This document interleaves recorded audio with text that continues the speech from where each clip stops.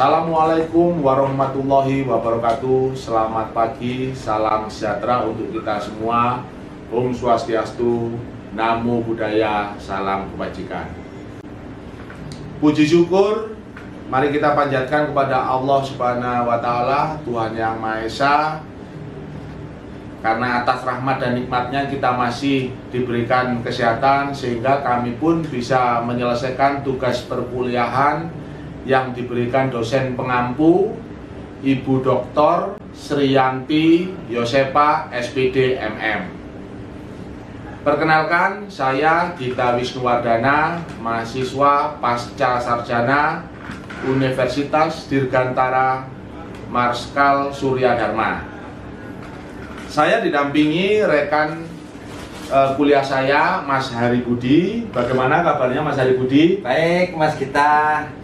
Silakan dilanjutkan, Mas Hari. Terima kasih, Mas Gita. Selamat pagi. Perkenalkan, nama saya Hari Budi Utomo. Dalam hal ini, kami berdua dengan Mas Gita akan membahas tentang materi manajemen sumber daya manusia. Sebelumnya kami mengulas secara umum bagaimana konsep manajemen sumber daya manusia di lingkungan satuan kerja kami.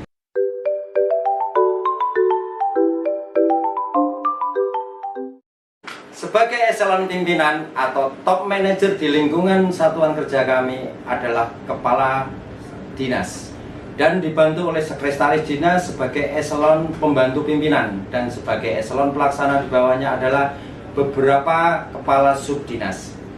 Sekretaris dinas dibantu oleh bagian program anggaran dan bagian umum. Salah satu tugas di lingkungan kerja kami adalah menyelenggarakan pembinaan profesi personil sumber daya manusia. Dalam pembinaan personil di internal tempat kerja kami dilaksanakan oleh kepala bagian umum. Kepala bagian umum dibantu oleh kepala subbagian administrasi yang melaksanakan urusan tata usaha, urusan dalam internal, urusan personil, dan urusan inventarisasi barang. Selanjutnya mungkin Mas Gita bisa menjelaskan lebih detail lagi. Silakan Mas Gita. Saya hanya menyimpulkan bahwa dari slide yang sekarang kita lihat, tugas semakin mengerucut pada urusan personil, di mana urusan personil ini memiliki tanggung jawab yang meliputi pendataan personil, penertiban arsip personil, dan kelengkapan riwayat hidup personil atau yang biasa disebut kurikulum vitae, kemudian melaksanakan pembinaan mental dan jasmani personil, dan menyiapkan data dan menyelesaikan hal-hal yang terkait dengan pembinaan karir dan hak-hak personil.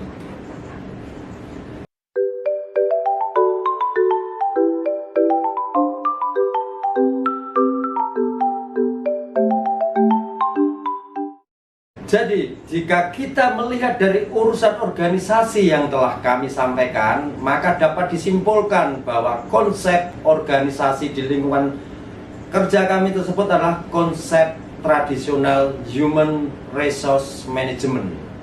Ya, betul sekali Mas Hari. Apabila kita lihat pada slide yang sekarang tampil, yaitu tentang perbandingan antara tradisional human resource management dengan strategic human resource management, memang konsep organisasi di lingkungan kerja kita cenderung masuk ke dalam konsep tradisional human resource management. Dalam perbandingan tersebut, kita melihat tradisional human resource management untuk meyakinkan pelaksanaan pekerjaan human resource management tersebut harus dikonfirmasi kepada penanggung jawab HRM. Kita singkat saja human resource management HRM supaya mudah, Mas Hari. Ya, Mas. Nah, sedangkan apabila strategis HRM itu bisa langsung kita lihat hasilnya. Jadi itu perbedaannya antara tradisional HRM dengan strategis HRM. Berarti sangat signifikan sekali ya Mas Gita. Ya, makanya kalau kita melihat dari perbandingan itu, saya setuju dengan Mas Hari, memang organisasi di lingkungan kerja kita cenderungnya ke tradisional ya, ke tradisional.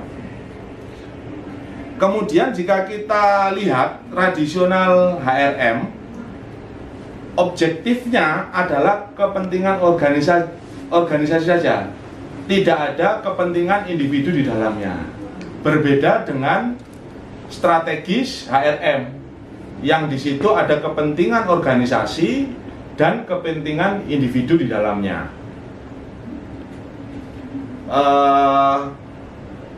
Saya lanjutkan dari perbandingan tersebut. Kita lihat pada tradisional human resource management itu berpedoman kepada kontrak dan aturan-aturan yang ada. Sedangkan strategic HRM itu berpedoman kepada visi dan misi. Berpedoman kepada visi dan misi. Kemudian dari perbandingan tersebut kita juga bisa melihat bahwa tradisional HRM itu bersifat reaktif, sehingga seperti di satuan kerja kita bereaksi begitu melihat ada permasalahan maupun kebutuhan dari bawah, Mas Hari. Nah, itu kita reaktif seperti itu. Sedangkan strategik HRM itu sifatnya proaktif, jadi tidak perlu menunggu ada kebutuhan maupun permasalahan. Itu strategik HRM itu sudah bisa langsung bergerak. Berarti selama ini itu berarti dari up ke top gitu, dari ya, bawah ke dari bottom up ya, bottom up. Siap Mas kita. Kemudian yang paling terlihat pada tradisional human resource management itu adalah bentuk organisasi yang terstruktur secara vertikal. Jadi pimpinan mendelegasikan wewenang dengan cara hierarkis piramidal atau segitiga. Jadi kekuasaan itu terkonsentrasi terutama di atas, sehingga orang-orang di tingkat yang lebih rendah ditugaskan untuk mengimplementasikan keputusan manajemen puncak. Nah, sehingga itu tadi perbandingan yang paling terlihat dari tradisional human resource management dan strategic human resource management. Sehingga saya sependapat dengan Mas Hari bahwa memang melihat dari perbandingan itu, organisasi di satuan kerja kita lebih cenderung masuk ke dalam tradisional human resource management. Begitu Mas Hari.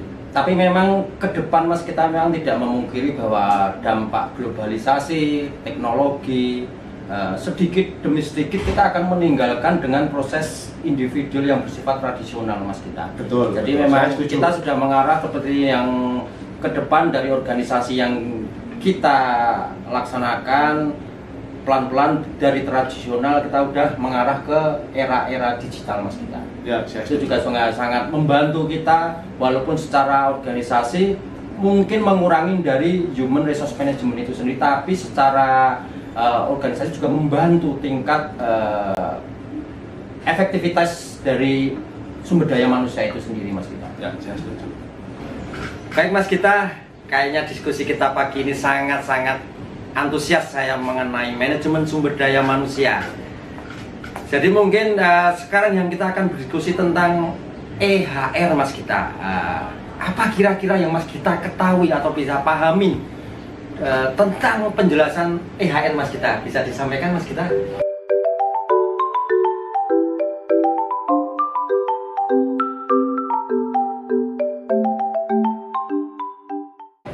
Jadi begini Mas Hari, pada dasarnya EHR itu mengacu pada penggunaan elektronik dan teknik penyediaan web yang berisikan tentang organisasi human resource.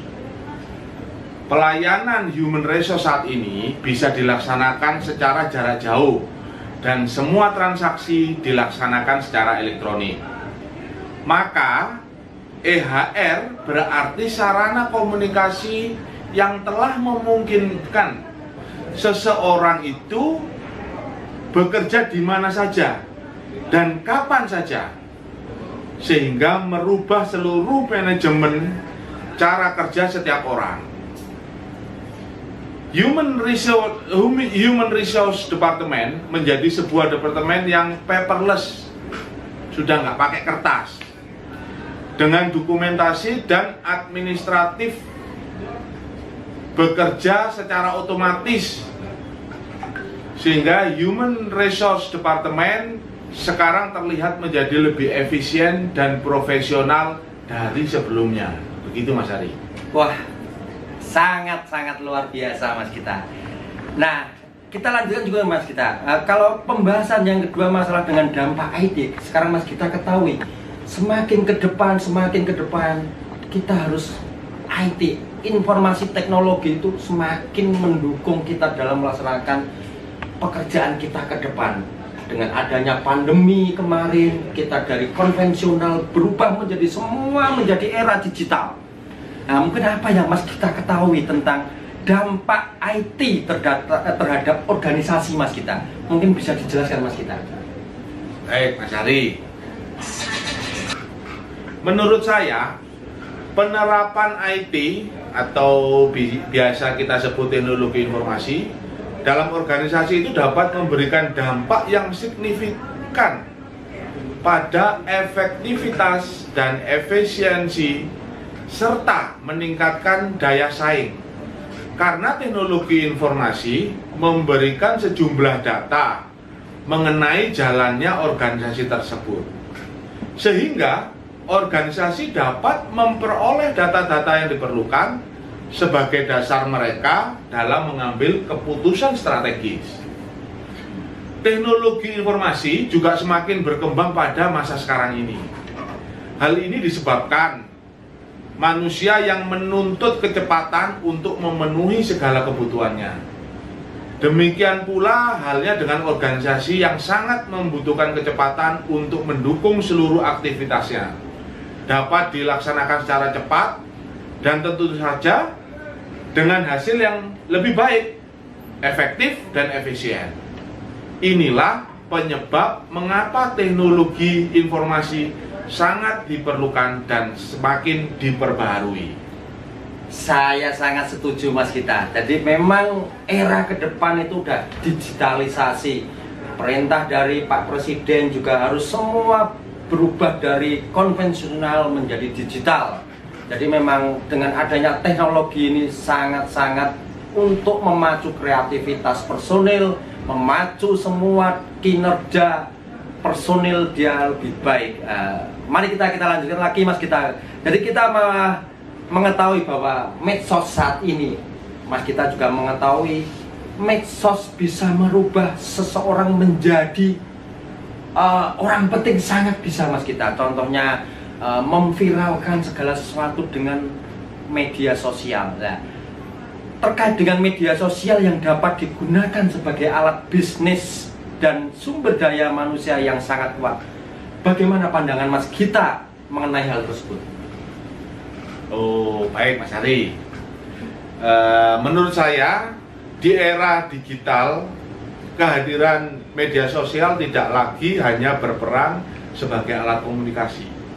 Lebih dari itu, media sosial telah menjelma menjadi salah satu strategi media promosi online untuk mengembangkan usaha, kegiatan memasarkan bisnis melalui media sosial yang dikenal juga dengan istilah online marketing. Ini nyatanya sangat baik untuk para pengusaha. Apa saja manfaatnya? Ada 5 manfaat yang saya catat. Yang pertama, media sosial mampu menjangkau lebih banyak konsumen dibandingkan dengan televisi. Mayoritas masyarakat kita saat ini lebih banyak menghabiskan waktunya dengan bermain media sosial. Dengan demikian, kita dapat memanfaatkan situasi tersebut dengan memasarkan bisnis kita melalui media sosial. Kedua, membangun networking dengan media sosial. Selain menjangkau lebih banyak konsumen melalui media sosial, kita juga dapat membangun networking untuk membuat bisnis kita semakin berkembang. Media sosial dapat membuka kesempatan bagi kita untuk berkenalan dengan investor yang mungkin saja dapat membantu mengembangkan usaha kita. Tidak hanya itu, kita juga dapat bergabung dengan komunitas bisnis yang bisa dimanfaatkan untuk saling bertukar pikiran. Kemudian hal yang ketiga, media sosial membantu membangun reputasi bisnis. Reputasi sebuah bisnis adalah hal yang penting. Melalui media sosial, Anda dapat membangun reputasi bisnis dengan cara membuat konten yang baik serta menyiapkan tim media sosial yang cekatan untuk menjawab berbagai pertanyaan serta komentar dari masyarakat, serta tidak perlu mengeluarkan biaya tambahan lagi untuk pengembangan, pelatihan, sales, karyawan, sikap cepat tanggap, serta informatif akan membuat bisnis Anda memiliki citra yang baik di mata konsumen. Kemudian yang keempat, Mas Hari, media sosial dapat digunakan sebagai media untuk riset. Jadi dalam menjalankan suatu bisnis, Anda tentu ingin produk yang dijual itu menjadi produk yang unggulan dan mengalahkan kompetitor yang lain. Untuk dapat mencapai semua itu dibutuhkan riset, guna mengetahui keinginan konsumen dan mencari tahu kelemahan kompetitor kita. Jika dulu Mas Hari membutuhkan banyak biaya untuk melakukan riset pasar, kini semua itu dapat dilakukan dengan media sosial. Kemudian yang kelima, Mas Hari, media sosial sebagai sarana rekrutmen. Media sosial juga dapat membantu fungsi HRD untuk melakukan rekrutmen. Dengan media sosial, kita dapat mengunggah informasi lowongan pekerjaan sekreatif mungkin, sehingga menarik calon karyawan potensial yang kita butuhkan. Begitu, Mas Ari. Wah, tapi ngomong-ngomong ini Mas Gita ini aktif juga ya ternyata di media sosial.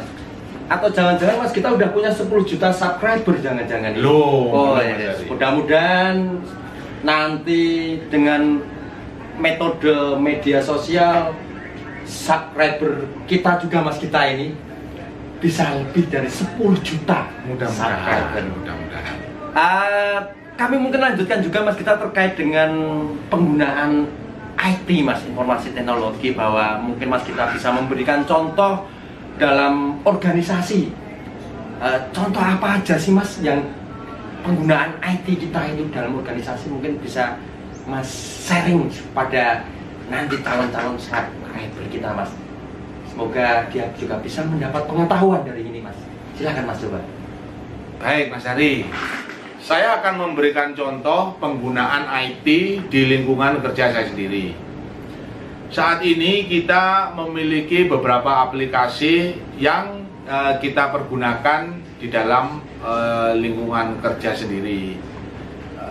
Yang pertama, contohnya adalah aplikasi mengenai database personil. Untuk mengetahui database personil kapanpun dan dimanapun, kita bisa langsung mengaksesnya. Kemudian kita juga menggunakan aplikasi untuk mengetahui stok persediaan barang. Selain itu, kami juga menggunakan aplikasi dalam kontrak-kontrak pengadaan barang dan jasa. Dari aplikasi-aplikasi yang kita gunakan, ada 5 nilai positif yang dapat kita ambil, yaitu yang pertama, Mas Hari, sebagai media untuk mengawasi kinerja organisasi. Kemudian yang kedua adalah sebagai media untuk meningkatkan kualitas informasi tersebut. Kemudian yang ketiga, sebagai media untuk menganalisa daya saing organisasi.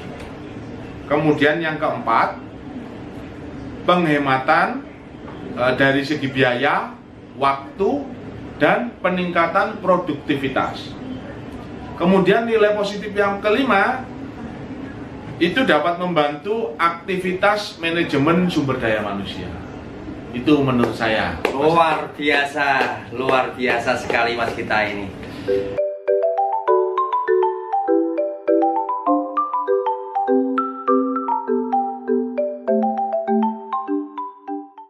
Mas Hari, kita lanjutkan diskusi kita. Ada dua hal yang perlu kita diskusikan. Yang pertama adalah perubahan sifat dan status manajemen sumber daya manusia. Bagaimana menurut pendapat Mas Hari tentang hal itu? Baik, terima kasih Mas kita. Jadi mungkin di era-era saat ini terkait dengan perubahan sifat status manajemen sumber daya manusia, akan kami sedikit yang kami pahamin dalam hal sumber daya manusia. Dulu Mas kita, saya masih ingat pada saat rekrutmen menjadi seorang karyawan, rekrutmen menjadi kita mau mencari pekerjaan, mencari sumber daya manusia yang potensial. Kita masih melihat dari media-media saat itu, surat kabar, radio mungkin Mas, ataupun TV pun iklan juga sesaat. Kita langsung mencari data-data pribadi kita berikan ke HRD ataupun ke kantor-kantor tujuan yang kita cari. Jadi secara manual itu Mas? Secara manual dulu Mas. Jadi dengan era-era pada saat ini memang perubahannya sudah sangat signifikan. Kita sudah masuk ke metode 4.0 Mas. Mungkin ke depan kita udah 5.0. Wacana dari pemerintah memang saat ini semua sistem perekrutan sumber daya manusia sudah transparansi Mas. Jadi tidak ada dalam hal dulu kita melihat, oh ini orang ini potensial di mana, ini potensial di mana. Kita udah bisa melihat karakter seseorang itu dari dia bisa berbicara, kita bisa melihat karakter seseorang, kita bisa mengambil, oh orang-orang ini bisa kita rekrut dengan era-era digital saat ini Mas. Jadi pada saat status manajemen sumber daya manusia yang ke depan, orang-orang yang melamar pekerjaan tidak perlu berbondong-bondong. Dia seperti tadi Mas kita sudah membahas masalah media sosial. Begitu besarnya peran media sosial itu Mas, sangat-sangat besar. Bisa merubah orang yang bukan apa-apa menjadi yang apa-apa. Contohnya saya ambil contoh. Saya mau mengadakan rekrutmen manajemen, tinggal kami upload itu di media sosial saya. Saya share. Semua sudah saya lihat dari data-data yang dia upload di media sosial. Memang sangat besar untuk peran media sosial. Makanya dalam perubahan sifat status manajemen dari dulu yang bersifat tradisional Mas, sampai saat ini sudah era-era digital, sangat maju sekali perkembangannya. Sangat mungkin ya Mas, pandangan saya pribadi ini mungkin ke depan peran sumber daya manusia itu sudah akan tergantikan dengan peran teknologi. Pandangan saya ambil contoh misalkan sekarang Mas, kita kalau masuk ke jalan tol ya Mas ya, dulu masih ada peran sumber daya manajemen manusia di situ, kita bayar. Sekarang hampir 80-90%, kemungkinan udah hampir 100% mungkin. Saya tidak menemui orang Mas yang jaga di tol. Begitu juga sekarang Mas, saya ambil contoh di dunia perbankan Mas. Di dunia perbankan ya dulu peran status manajemen sumber daya manusia sangat dibutuhkan. Ada tellernya, ada CS-nya. Sekarang sudah tidak perlu Mas. Saya ambil contoh mungkin bank BUMN. Kita mau transfer maupun setor itu udah by aplikasi. Kita bisa timing, oh besok saya mau setor sekian, kita ngisi aplikasi ke sana, tinggal tap in, tap out. Itulah buktinya bahwa perubahan sifat dan status manajemen sumber daya manusia itu sangat signifikan Mas. Dan itu sangat memudahkan kita. Makanya ke depan resource manajemen manusia itu ya kita harus lengkapi dengan kualitas IT kita.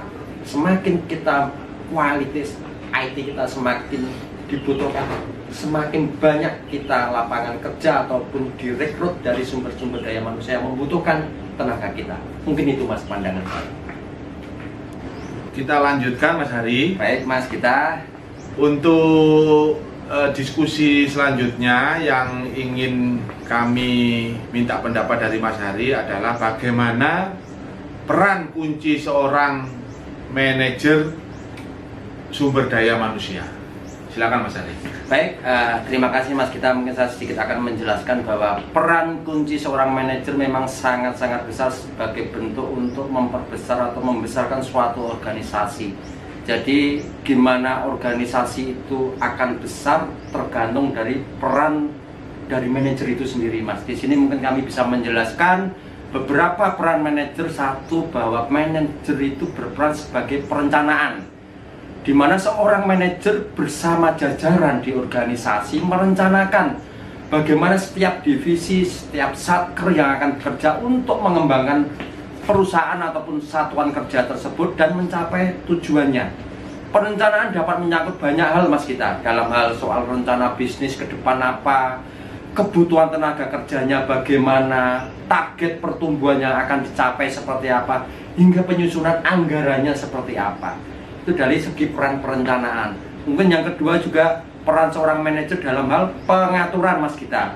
Jadi tugas manajer selanjutnya adalah mengatur dan mengelola tim agar sejalan dengan tujuan organisasi atau goalnya organisasi itu seperti apa. Tanggung jawab ini meliputi perencanaan pekerjaan, pembagian dan pendistribusian tugas ke setiap staf, penetapan target, penyusunan prosedur operasional dan standar kinerja, serta perencanaan proses kerja yang efisien. Itu sangat-sangat membantu dalam suatu pengembangan organisasi Mas kita. Selanjutnya yang ketiga sendiri Mas kita, peran seorang manajer yaitu sebagai fungsi pengawasan. Jadi manajer punya wewenang untuk mengawasi dan mengendalikan tim untuk memastikan bahwa agar proses berjalan sesuai rencana yang kita akan kerjakan, tidak melenceng dari perencanaan yang akan kita kerjakan. Manajer juga bertanggung jawab untuk mengidentifikasi kendala apa yang ada di lapangan, hambatan apa yang kita temui, hambatan-hambatan tim, serta membantu mereka dalam hal mengatasi segala hambatan tersebut Mas kita. Terus yang keempat juga peran manajer sebagai evaluasi Mas kita. Tugas manajer ini terkait dengan penilaian terhadap proses dan hasil, apakah meleset dari yang kita rencanakan ataukah melampaui target yang kita rencanakan. Jadi di sini manajer bertanggung jawab mencari tahu di mana dari keseluruhan proses itu apakah sudah harus diperbaiki. Mereka juga harus mengevaluasi bagaimana kinerja setiap karyawan dalam memberikan penilaian secara individual Mas kita. Terus yang terakhir Mas kita, bahwa kepemimpinan itu merupakan peran yang sangat signifikan bagi seorang manajer. Seorang anak buah yang bagus akan dilihat dari seorang kepemimpinan dari dari manajer itu sendiri Mas kita. Jadi ini merupakan tugas manajer yang tak kalah penting. Manajer adalah pemimpin di setiap divisi, pemimpin di setiap satuan kerja, sehingga mereka harus mampu memotivasi seluruh staf, seluruh anggota tim untuk bekerja bersama-sama dalam mencapai goalnya suatu organisasi Mas kita. Jadi selain yang saya sebutkan di atas tadi Mas kita, bahwa manajer di perusahaan atau satuan kerja pun juga punya peran yang cukup beragam, dari hal menangani karyawan, mengurusi pekerjaan. Dengan kata lain Mas kita, peran manajer adalah mengelola segala hal dalam bentuk divisi, satuan kerja atau departemen yang ia pimpin Mas kita. Jadi demikian mungkin Mas kita yang bisa kami berikan tentang peran atau kunci seorang manajer Mas kita. Jadi memang sangat penting sekali ya Mas Hari. Sangat penting Mas kita peran seorang manajer itu. Betul Mas kita. Jadi bagaimana organisasi itu betul, bisa baik, bisa berjalan sesuai dengan goalnya itu Mas, ditentukan juga oleh peran manajer itu Mas Hari ya. Sangat setuju saya Mas. Itu jadi suatu organisasi akan baik, berkembang dengan sesuai tujuan, apalagi ditopang dengan kualifikasi manajer yang handal Mas kita.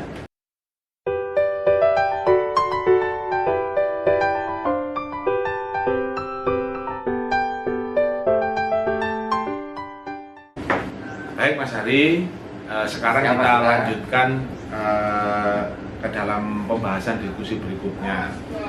Ini yang ingin kami tanyakan pendapat Mas Hari tentang hubungan antara organisasi bisnis dan lingkungannya.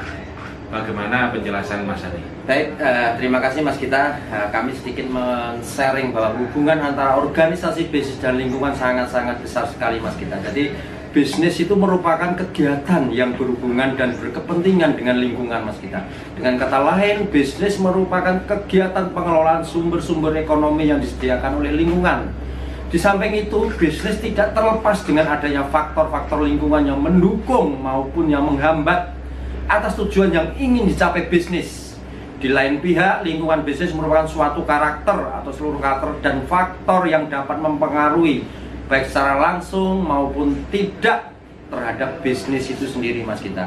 Jadi sebaliknya, bisnis dapat secara langsung maupun tidak langsung dapat mempengaruhi atau menciptakan pengaruh terhadap lingkungannya. Oleh karena itu Mas Gita, ini interaksi antara bisnis dan lingkungannya atau sebaliknya menjadi tema pencermatan yang cukup penting dan sangat urgent bagi kegiatan bisnis terhadap masyarakat itu sendiri, sehingga eksistensi bisnis layak diterima atau memberikan pengaruh tertentu yang positif atau negatif terhadap lingkungannya. Secara umum, lingkungan bisnis dapat kita kelompokkan menjadi dua Mas Gita. Pertama yaitu ada lingkungan eksternal. Lingkungan eksternal adalah semua faktor atau pihak-pihak atau variabel dinamis yang berada di luar bisnis atau perusahaan itu sendiri Mas Gita. Jika perusahaan didirikan di suatu daerah atau negara di dalam suatu sistem masyarakat, maka praktis perusahaan ini merupakan bagian yang tak terpisahkan dengan masyarakat itu dan merupakan subsistem masyarakat yang sudah tentu dituntut untuk berperilaku harmoni dengan semua unsur dalam masyarakat itu sendiri. Unsur-unsur tersebut dapat dikelompokkan menjadi beberapa unsur Mas Gita. Salah satunya yang pertama, unsur hukum yang berlaku di masyarakat itu sendiri, unsur budaya atau kultur dari masyarakat itu sendiri Mas Gita. Terus yang ketiga juga ada unsur agama dan kepercayaan. Keempat ada unsur politik pemerintahan saat itu, unsur ekonomi umum pada saat itu. Selanjutnya juga ada unsur sosial atau masyarakat, serta unsur geografik maupun unsur pendidikan itu sendiri Mas Gita. Jadi faktor-faktor atau pihak yang bersifat dinamis tersebut jelas akan dapat pengaruhnya baik bersifat langsung maupun tidak langsung terhadap bisnis.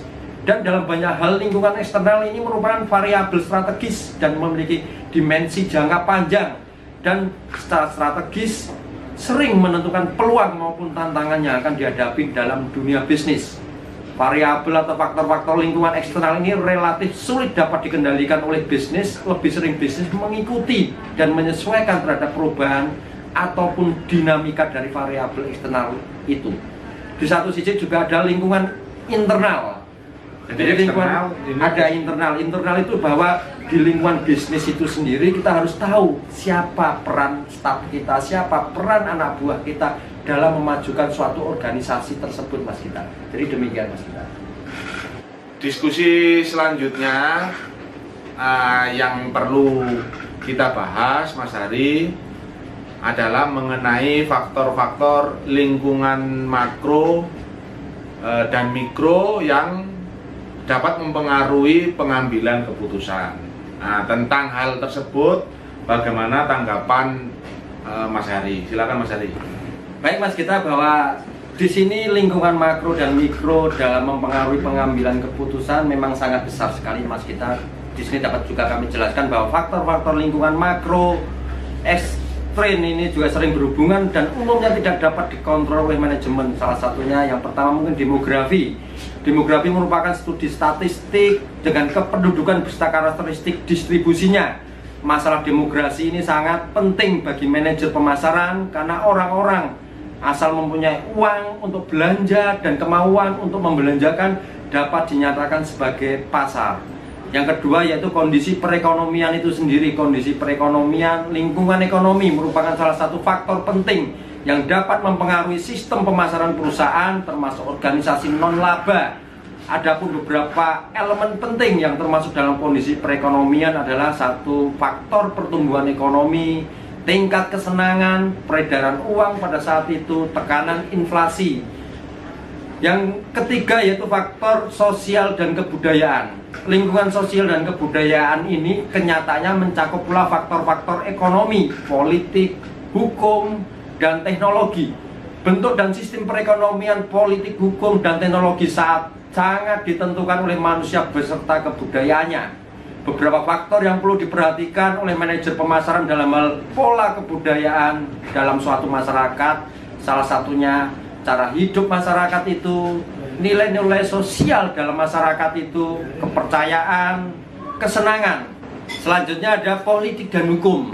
Jadi faktor-faktor lingkungan politik hukum yang mempengaruhi kegiatan pemasaran ini dapat dikelompokkan ke dalam kebijakan fiskal dan moneter dari pemerintah saat itu, hubungan pemerintah dengan industri saat itu, peraturan dan keadaan politik pada umumnya, serta peraturan khusus di bidang pemasaran yang ditujukan untuk mengatur persaingan dan melindungi konsumen, Mas kita.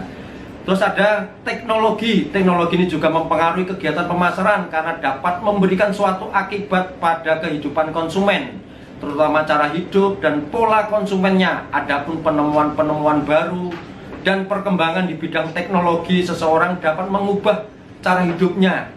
Namun perlu diingat bahwa penemuan baru di bidang teknologi juga dapat menimbulkan ketimpangan atau akibat buruk bagi masyarakat itu sendiri, Mas kita. Selanjutnya juga ada faktor persaingan. Persaingan yang terjadi antara beberapa perusahaan dapat berasal dari perusahaan lain dalam suatu industri atau dari perusahaan yang menghasilkan barang atau jasa substitusi. Di dalam industrinya, perusahaan harus mengetahui struktur biaya, politik harga, promosi, dan beberapa aspek persaingan lain yang dapat mempengaruhi perencanaan serta operasionalnya, Mas kita. Jadi beberapa faktor itu sangat-sangat mempengaruhi baik dari makro dan mikro dalam mengambil keputusan. Seorang pemimpin, seorang manajer dengan banyak masukan baik internal maupun eksternal, makro mikro, sangat-sangat mempengaruhi untuk mengambil keputusan demi kemajuan suatu organisasi. Itu mungkin, Mas kita. Oh ya, terima kasih Mas Hari. Penjelasannya sangat rinci sekali. Demikianlah pembahasan kami tentang materi manajemen sumber daya manusia. Apabila ada saran masukan, silakan tulis di kolom komentar di bawah ini. Jangan lupa untuk like, subscribe. Wassalamualaikum warahmatullahi wabarakatuh. Selamat pagi. Om Santi Santi Santi Om. Namo Buddhaya. Salam kebajikan.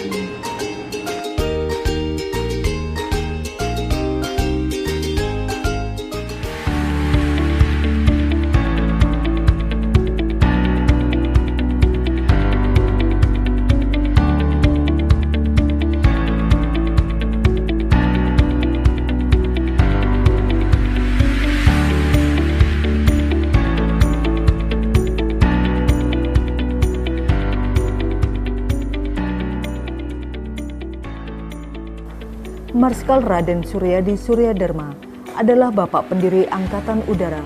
Diabadikan sebagai nama perguruan tinggi dengan maksud untuk mendorong generasi milenial mencontoh keteladanannya sebagai insan dirgantara.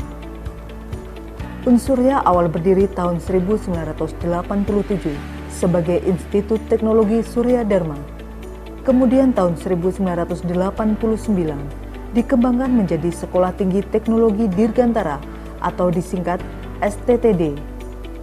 Sejalan dengan perkembangan dunia kedirgantaraan dan kebutuhan masyarakat, statusnya ditingkatkan menjadi universitas dengan nama Universitas Dirgantara Marskal Suryadharma pada tahun 1989 sampai sekarang.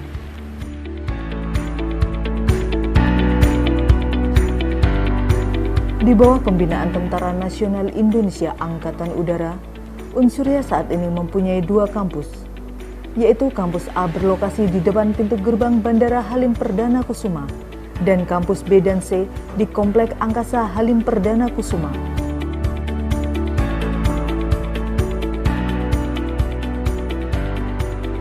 Unsurya, satu-satunya perguruan tinggi di Jakarta yang memiliki konsentrasi kedirgantaraan. Melalui visinya, menjadi Center of Excellence dalam pendidikan tinggi kedirgantaraan dan ilmu terkait di Indonesia. Dengan misinya, menyelenggarakan Tridharma perguruan tinggi berkualitas, membantu pemerintah dan masyarakat dalam mewujudkan pendidikan berkualitas, memberi kesempatan belajar kepada masyarakat untuk menguasai ilmu pengetahuan kedirgantaraan. Berbekal posisinya yang strategis dan keilmuan yang khas kedirgantaraan, tren masyarakat menimba ilmu di Unsurya dari tahun ke tahun semakin meningkat.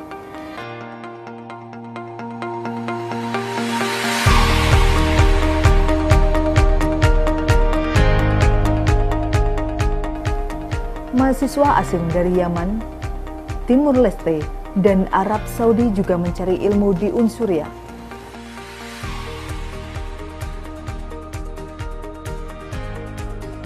Unsurya mempunyai 1 program pasca sarjana dan 4 fakultas dengan 10 program studinya. Program studi S2 Magister Manajemen,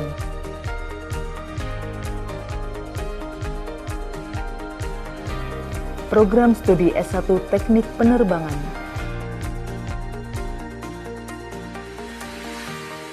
program studi S1 Teknik Industri,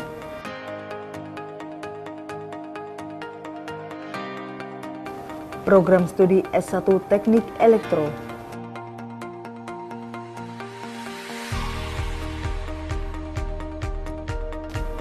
program studi S1 Sistem Informasi,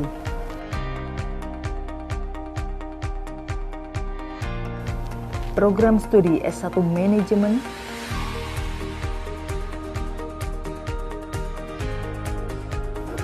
program studi S1 Akuntansi,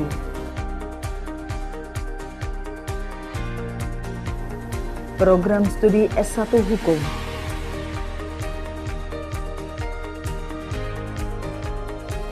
program studi D3 Teknik Aeronautika,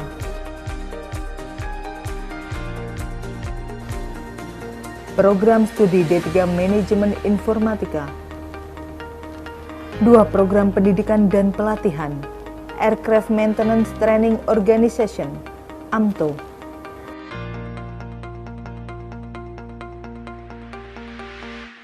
Air Traffic Control, ITC. Didukung 1 pesawat Kasa, 2 Pilatus, dan 1 Falcon, mahasiswa program studi penerbangan dan aeronautika bisa mencapai tingkat keahlian yang dibutuhkan pasar ketenagakerjaan. Kampus hijau menunjang suasana akademik yang kondusif, sehingga mahasiswa bisa tenang dan konsentrasi dalam menimba ilmunya. Dengan fasilitas heavy yang mendukung mahasiswa bisa belajar dengan nyaman di luar kelas. Tak kalah pentingnya, perpustakaan yang dikembangkan menuju e-library semakin memudahkan literatur diperoleh. Laboratorium komputer modern juga difasilitasi untuk menunjang mahasiswa belajar. Laboratorium Lowin Tunnel yang dimiliki Unsurya turut menunjang praktek mahasiswa aeronautika. Laboratorium Elektro juga mempermudah mahasiswa memperoleh keterampilan di bidangnya, dan tentu masih banyak fasilitas lainnya yang disiapkan Unsurya untuk menunjang proses pembelajaran. Dan ruang kelas yang representatif semakin menciptakan suasana belajar yang lebih baik. Suasana akademik yang kondusif bagi mahasiswa dalam berinteraksi satu sama lain didukung adanya ruang auditorium Hercules yang luas dan plaza yang nyaman.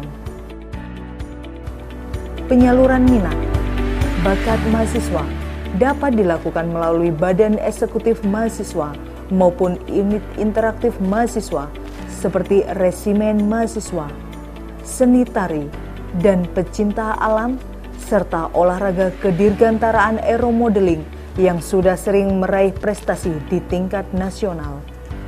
Dengan semangat insan dirgantara atau airmanship, mahasiswa Unsurya siap membangun negara dan bangsa.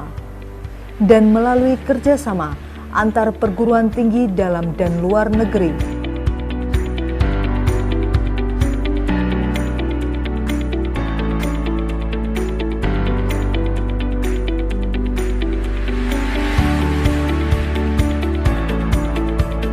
serta lembaga pemerintahan, dunia industri Unsurya mampu meningkatkan kualitas penelitiannya dan luaran jurnal akademik di tingkat nasional maupun internasional.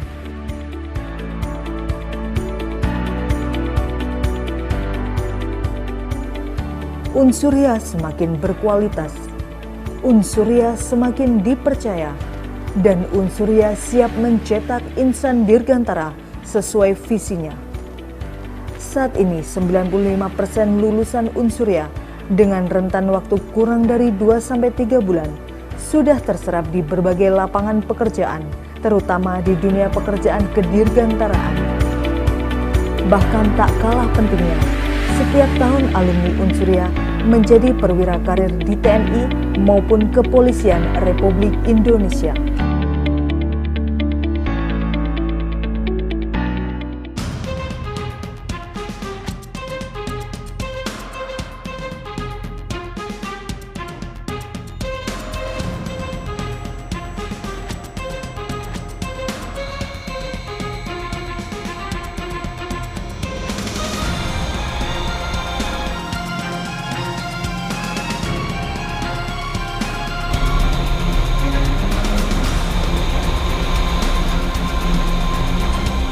From Foxtrot, descend to 2000.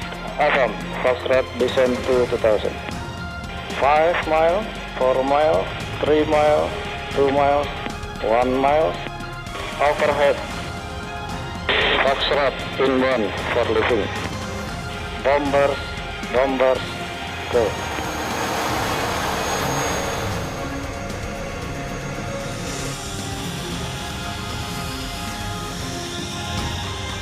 Foxtrot, speed breakout.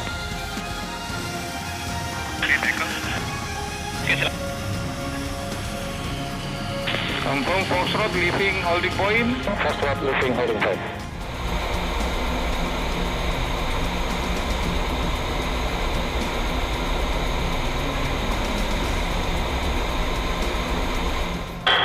Yang terhormat Bapak Presiden Republik Indonesia serta seluruh rakyat Indonesia yang kami cintai, kami elang-elang muda Angkatan Udara mengucapkan Dirgahayu Republik Indonesia.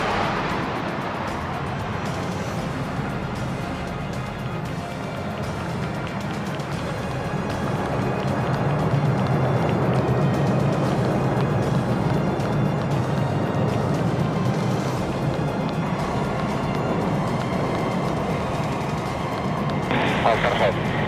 Bombers, bombers, go.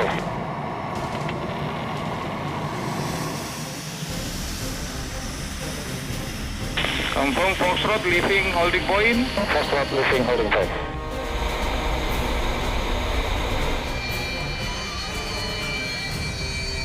Okay, Rider, Thunder, happy landing Halim.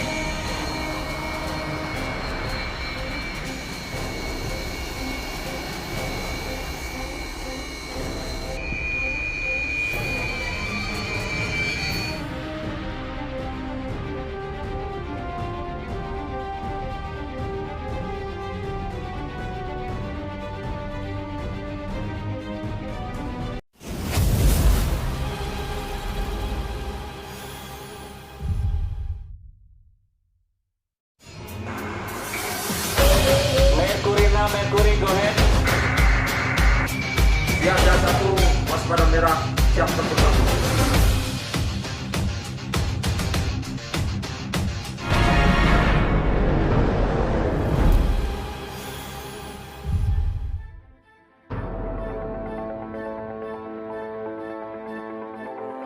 Junjunglah selalu nama korum kita, Wanata 216. Satrat 216 Cibalimbi siap siaga dalam kondisi apapun. Setiap saat tanah air memanggil, maka para prajurit Satrat 216 selalu memenuhi panggilan tersebut untuk mengawasi dan menjaga wilayah udara NKRI yang menjadi tanggung jawabnya.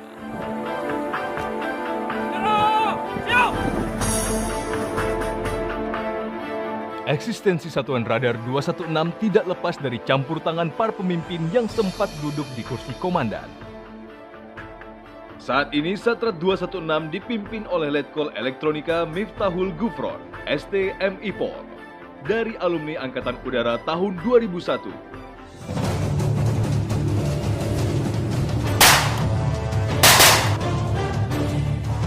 Balik kanan, terima 3/3, long and clear.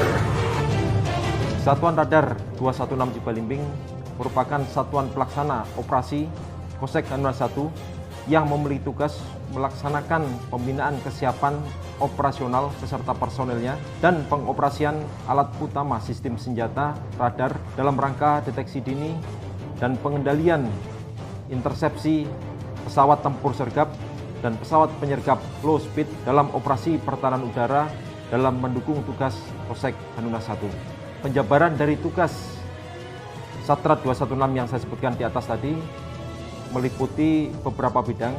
Yang pertama yaitu bidang intelijen dan pengamanan, kemudian yang kedua bidang operasi dan latihan, yang ketiga bidang personil, keempat bidang logistik, dan yang terakhir adalah bidang komunikasi dan elektronika.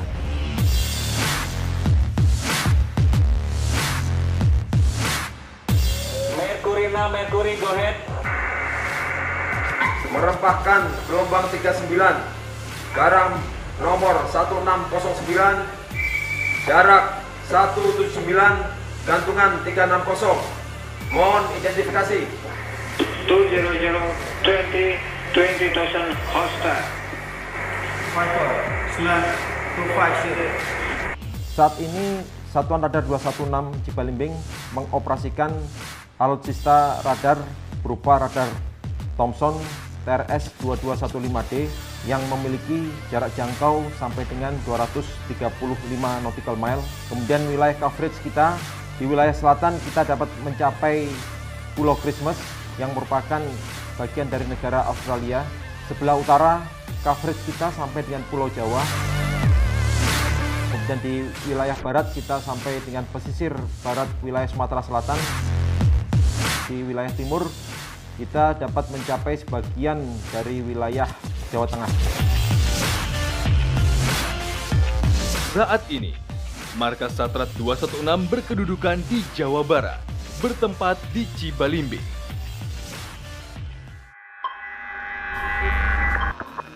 Sergagung 3 nautical mile, Bro. sekitar 93 nautical itu, Pak.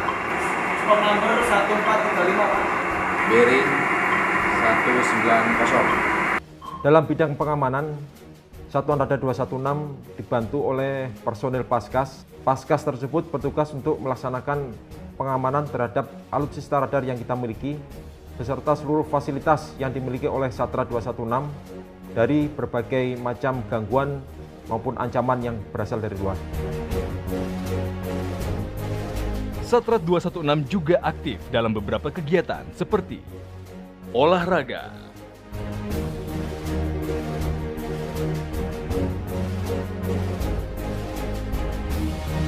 bela diri, pramuka, kegiatan keagamaan, posyandu, pengobatan, kegiatan IKKT, dan kegiatan sosial kemasyarakatan.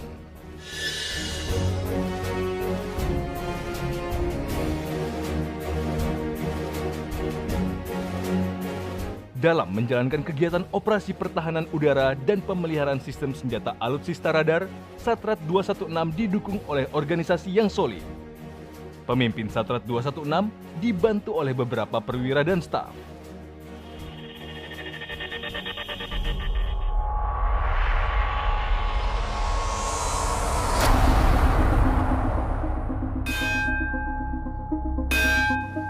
Tunjukkan semangatmu.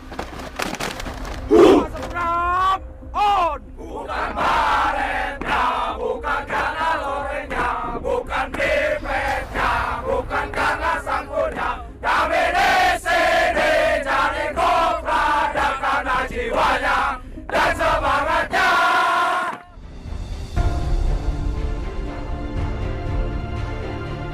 Sejak awal berdiri, prajurit Satrat 216 selalu berada di garis depan penugasan operasi pertahanan udara.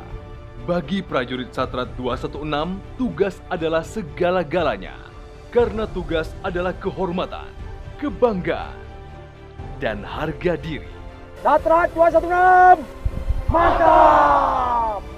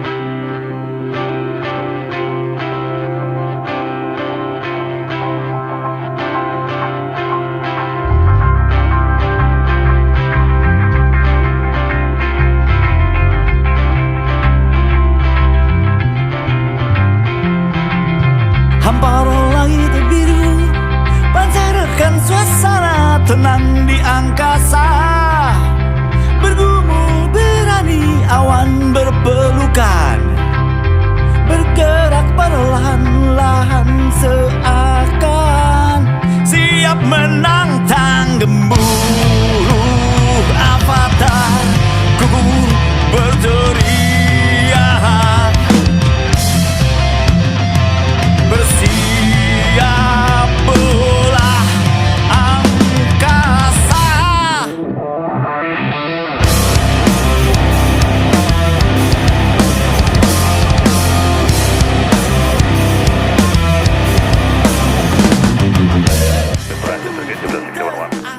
Shooter flight tadi.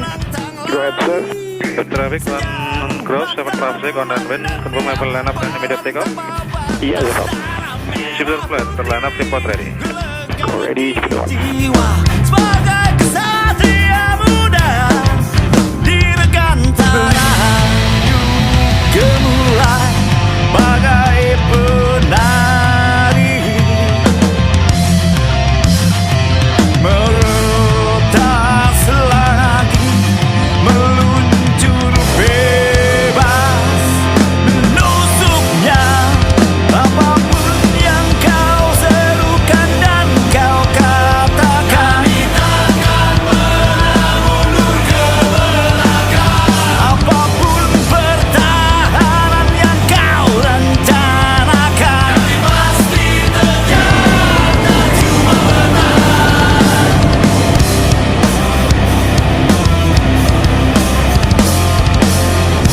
Lepas pelang merah menari di angkasa, menari seindah mawar dan tetap tajam, setajam sembilu. Menanjak tinggi gunung, tatap tajam lautan, mengawal Nusantara.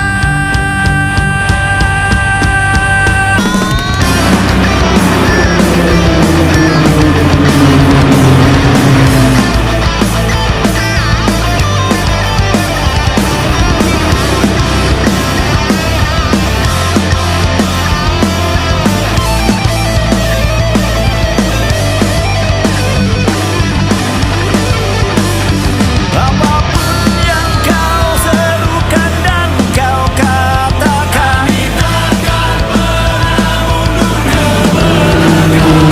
Apapun pertahanan yang kau rencanakan, kami pasti kejar dan cuma bertahan.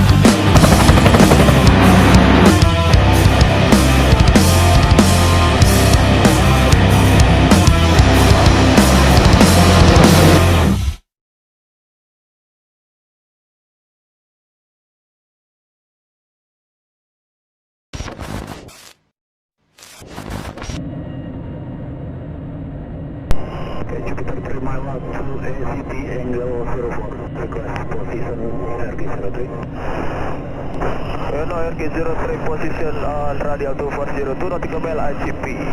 Call wind, Teliho wind 03. Call wind, Teliho Jupiter. Jupiter Teliho with RG03. Request join to net of your 7 position. Okay, Jupiter continue join to observation position. Call wind position. Call wind position Jupiter.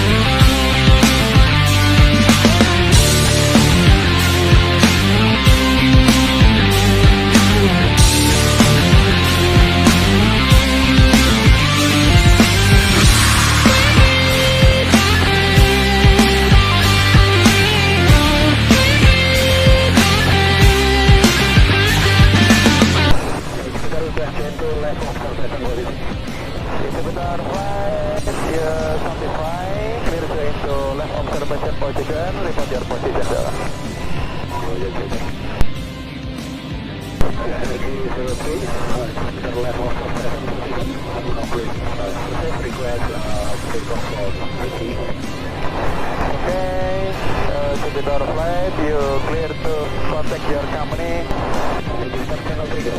Jupiter 2, 3, 4, 5.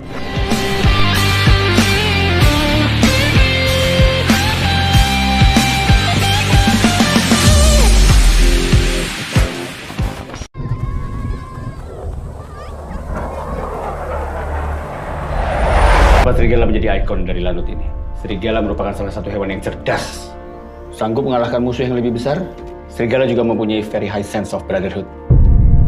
We came to the conclusion that there is enough evidence of a crime against the Cabo Verde Republic.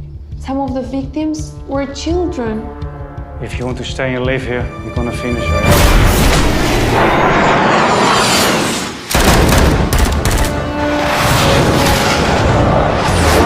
Saya tidak mau ada kata gagal. Tugas ini harus tuntas.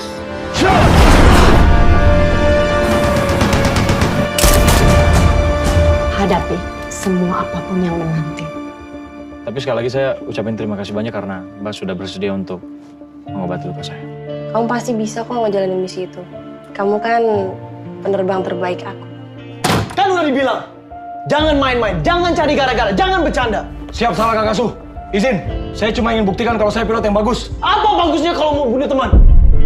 Kalau bukan bagian dari serigala, lebih baik lu pergi dari sini. Dia berhenti menjadi seorang suami, tapi tidak pernah berhenti menjadi seorang bapak.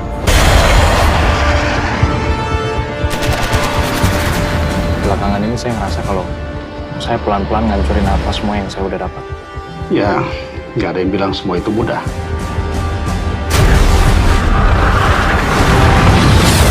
Karena kalau sampai dia keluar dari negara ini, hancur. Dan kami pun tidak bisa membantu rakyat dan besar.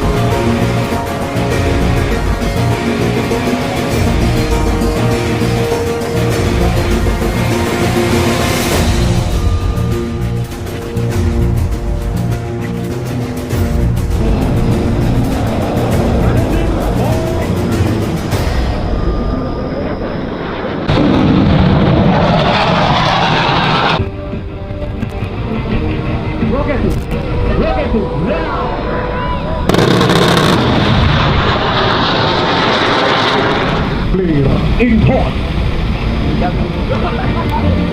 Wajah 3, roketing now.